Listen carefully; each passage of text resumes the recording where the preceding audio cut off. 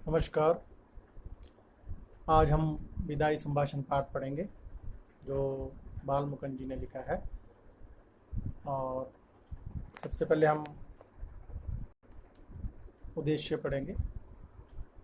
विदाई संभाषण पाठ पढ़ने के बाद आप सीख सकेंगे, साहित्यकार के व्यक्तित्व के बारे में बता सकेंगे, रचनाकार की रचनाओं के विषय में बता सकेंगे, रचनाकार की भाषा शैली पर टिप्पणी कर सकेंगे, विदाई संभाषण की अवधारणा को अपने शब्दों में स्पष्ट कर सकेंगे, बंगाल विभाजन के कारण एवं प्रभाव को अपने शब्दों में स्पष्ट कर सकेंगे,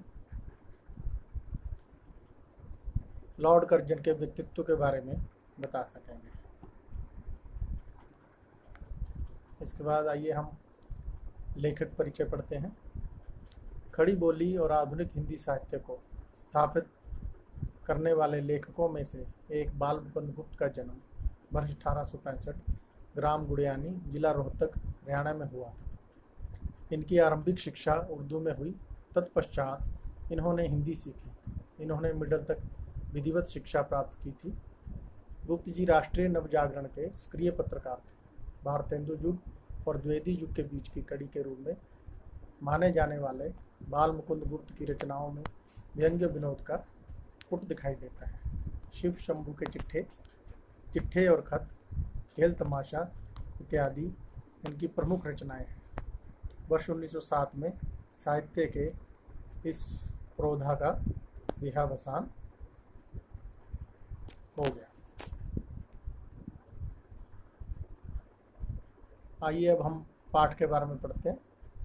विदाई संभाषण पाठ लॉर्ड कर्जन की अनैतिक व अन्यायपूर्ण नीतियों से त्रस्त भारतीयों की व्यथा को वर्णित करता है।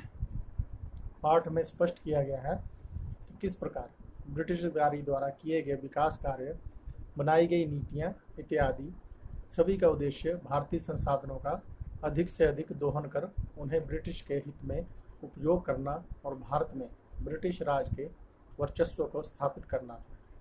वहीं लॉर्ड कर्जन द्वारा अपने पसंदीदा व्यक्ति को काउंसिल में नियुक्त न कर पाने के कारण इस्तीफा देकर इंग्लैंड लौटने की घटना का वर्णन भी है। किस प्रकार निरंकुशता सामान्य लोगों और वायसराय दोनों को कष्ट पहुंचाती है, इसे भारतीय व लॉर्ड कर्जन दोनों की लाचारी और बेबसी को स्थापित करके पाठ में दिखाया गया है। अब पाठ में आए कुछ कठिन शब्दों के अर्थ पढ़ते हैं। लॉर्ड मतलब स्वामी, आविर्भाव आना, घोर अत्यंत, विषाद दुख, निर्मल पवित्र, चित्त दिल, विचारिए सोचिए, शान गौरव, चिराग दीपक, खलीफा शासक, प्रभु महाराज या राजा, रईस अमीर, चिरस्थायी हमेशा रहने वाला, पधारें व्यंग अर्थ में सिधारे हैं। शिव शंभू बाल मुकुंद का कल्पित पात्र जो सदैव भांग के नशे में रहता है, वह बहकी हुई परंतु चुभती हुई सच्ची बातें करता है। भूख हराम करना, परेशानी में डालना, बिस्तरा गर्म राख पर रखना, मुसीबत को बुलाना, प्रणोत्पादक करुणा पैदा करने वाला, दुखांत दुख भरे अंत वाला, दर्शक देखने वाला, सूत्रधार संचालन करने वाला, सुखांत जिसका अंत अच्छा हो, लीला क्रीड़ा करने वाला।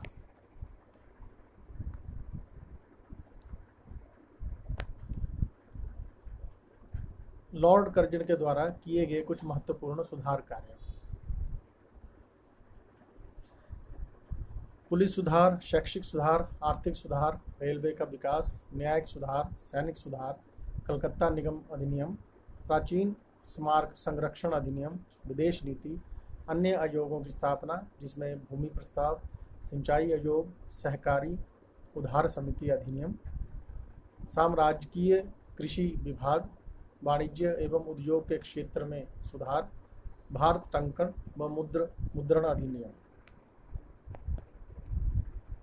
लॉर्ड कर्जन ने इन सुधारों के साथ एक ऐसा कार्य किया जिसका उसे बहुत ज़्यादा विरोध का कारण सामना करना पड़ा। तो सबसे महत्वपूर्ण जो उनका कार्य था, जिसका बहुत ज़्यादा विरोध हुआ, वो 1905 ईस्वी में बंगाल का विभाजन। उसने राष्ट्रीय आंदोलन को दबाने व कमज़ोर करने के उद्देश्य से प्रशासनिक असुविधाओं का आरोप लगाकर बंगाल के 2 भागों में बांट दिया। उसने इस कार्य के द्वारा हिंदू और मुसलमानों में मतभेद पैदा करने का प्रयत्न किया, परंतु इस विभाजन के विरोध में इतनी आवाज़ें उठी कि 1911 ईस्वी में इस विभाजन को समाप्त करने की घोषणा करनी पड़ी। आइए अब हम देखते हैं, ये लॉर्ड कर्जन है जो उस समय तत्कालीन वायसराय थे, और ये भारत का नक्शा है, मानचित्र है, जिसमें बंगाल का विभाजन कैसे किया, कैसे 2 टुकड़ों में बांट के, कैसे असम को मिला के, चटगांव मिला के एक इलाका बनाया और दूसरा भाग बनाया। ये भी एक मानचित्र है जिसमें बंगाल का विभाजन किया गया था। ये उस समय का तत्कालीन भारत, जो उसमें अखंड भारत था, उसमें जो बंगाल प्रदेश था बहुत बड़ा था, तो उसका कैसे विभाजन किया उसके बारे में दिखाया गया। ये लॉर्ड कर्जन और उस समय जो इंग्लैंड के राजा थे उनका चित्र है। और ये दिल्ली दरबार में जब वायसराय ने जुलूस निकाला था, तो इसमें उनकी जो ओहदा है उसका वर्णन है, कैसे वो सबसे आगे होते थे और सबसे बड़ा हाथी उनका होता था, और हाथी जो उस पर बैठने का ओहदा होता है उसको सोने का बनाया गया था, और सबसे आगे जुलूस में इनका। ये दिल्ली दरबार का दृश्य है, कैसे उसमें दिल्ली दरबार सजा था। ये शाही सेना की परेड है। ये सारे दृश्य जो है उसमें के हैं दिल्ली दरबार के, और ये दरबार का दृश्य और सेनाएं जो खड़ी हैं, ये आप देख सकते हैं कैसे उस समय इनकी शान और शौकत थी। तो ये तस्वीर है, प्रथम दिन जो है कर्जन ने धूमधाम से हाथी पर सवार होकर दिल्ली में परेड करवाई थी। अब पाठ पढ़ते हैं कि कैसे लेखक जो है वो कर्जन को व्यंग्य रूप में संबोधित करते हुए कहते हैं कि आखिरकार आपके शासन का अंत हो ही गया, अन्यथा आप तो यहाँ के स्थायी वायसराय बनने की इच्छा रखते थे। इतनी जल्दी आपको यह देश छोड़ना पड़ेगा, इसकी आशंका ना आपको थी और ना ही इन देशवासियों को। इससे ईश्वर की इच्छा का पता चलता है। आपके दूसरी बार आने पर भारतवासी प्रसन्न नहीं थे, वे आपके जाने की प्रतीक्षा करते थे, परंतु अब आपके जाने से लोग दुखी हैं। बिछड़ने का यह समय पवित्र व निर्मल होता है, यह समय करुणा पैदा करने वाला होता है। भारत में तो पशु पक्षी भी ऐसे समय में उदास हो जाते हैं। तो लेखक उदाहरण के स्वरूप कहता है कि शिव शंभू की 2 गायें थी। बलशाली गाय कमजोर गाय को रोजाना टक्कर मारा करती थी। एक दिन बलशाली गाय को पुरोहित को दान में दे दिया गया, परंतु उसके जाने के बाद कमजोर गाय प्रसन्न नहीं रही और उसने चारा भी नहीं खाया।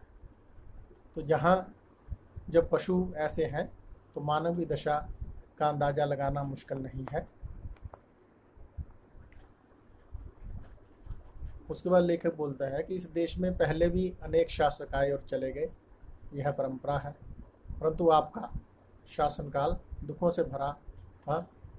कर्जन ने सारा राज सुखांत समझकर किया और उसका अंत दुखद हुआ, जिसका आभास न सामान्य जनता को था न आपको। वे सभी लीलाओं का केंद्र स्वयं को समझ रहे थे, किंतु वास्तव में सारी लीलाएं रचने वाला कोई और है।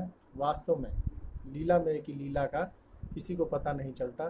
दूसरी बार आने पर आपने ऐसे कार्य करने की सोची थी जिससे आगे के शासकों को परेशानी ना हो, परंतु सब कुछ उल्टा हो गया।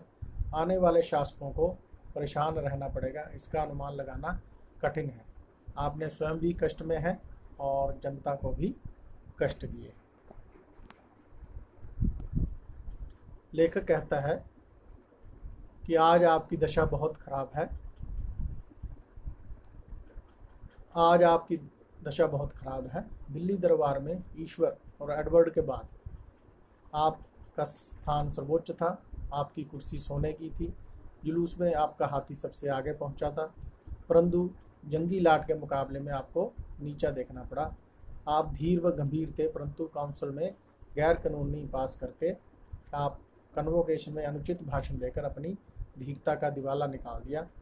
आपके इस्तीफे की धमकी को स्वीकार कर लिया गया। आपके इशारों पर राजा महाराजा अफसर नाचते थे, परंतु इस इशारे में देश की शिक्षा और स्वाधीनता समाप्त हो गई थी। आपने देश में बंगाल विभाजन किया, परंतु आप अपनी मर्जी से एक फौजी को इच्छित पद पर नहीं बिठा सके, अतः आपको इस्तीफा देना पड़ा। जैसे हमने ऊपर के चित्रों में देखा है कि कैसे उनकी शान थी, और जो महाराज एडवर्ड थे उनके बाद इन्हीं का स्थान था देश में, लेकिन ये एक फौजी जनरल से हार का सामना करना पड़ा इनको, क्योंकि ये अपना एक मनपसंद इच्छित व्यक्ति को रखवाना चाहते थे, लेकिन वो रखवाया नहीं गया और धमकी, इन्होंने इस्तीफे की धमकी की और इस्तीफा स्वीकार भी हो गया और इनको भारत छोड़ के वापस जाना। लेखक कहता है कि आपका मनमाना शासन जो है लोगों को याद रहेगा। आप ऊंचे चढ़कर गिरे हैं, परंतु गिरकर पड़े रहना अधिक दुखी करता है। ऐसे समय में व्यक्ति स्वयं से घृणा करने लगता है। आपने कभी प्रजा के हित की बात नहीं की और आपने आंख बंद कर हुक्म चलाए और किसी की नहीं सुनी। यह शासन का तरीका नहीं। आपने हर काम अपनी जिद से पूरे किए। केसर और जार भी घेरने घोटने से प्रजा की बात सुनते थे। आपने कभी प्रजा को अपने समीप ही नहीं आने दिया। नादिर शाह ने भी आसिफ जाह के गले में तलवार डालकर प्रार्थना करने पर कत्लेआम रोक दिया था, परंतु आपने 8 करोड़ जनता की प्रार्थना पर बंग भंग रद्द करने का फैसला नहीं लिया। अब आपका जाना निश्चित है, परंतु अपनी जिद पूरा करना चाहते हैं। ऐसे में प्रजा कहाँ जाकर अपना दुख जताए।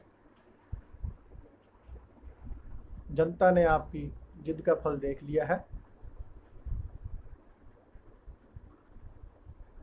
जनता को दुखी किया, साथ ही आपकी भी, जिसके कारण आपको भी अपना पद छोड़ना पड़ा। भारत की जनता दुख और कष्टों की अपेक्षा परिणाम का अधिक ध्यान रखती है। वह जानती है कि संसार में सब चीज़ों का अंत है। उन्हें भगवान पर विश्वास है कि वे दुख सहकर भी पराधीनता का कष्ट झेल रहे हैं। आप ऐसी जनता की श्रद्धा भक्ति नहीं जीत सके। करजन अनपढ़ प्रजा का नाम एक आध बार लेते थे। यह जनता नर सुल्तान नाम के राजकुमार के गीत गाती है। यह राजकुमार संकट में नरवरगढ़ नामक स्थान पर कई साल रहा। उसने चौकीदारी से लेकर ऊंचे पद तक काम किया। जाते समय उसने नगर का अभिवादन किया कि वह यहाँ की जनता भूमि का एहसान नहीं चुका सकता। अगर उससे सेवा में कोई भूल ना हुई हो तो उसे प्रसन्न होकर जाने की इजाज़त दे। जनता आज भी उसे याद करती है। आप इस देश के पढ़े लिखे को देख नहीं सकते।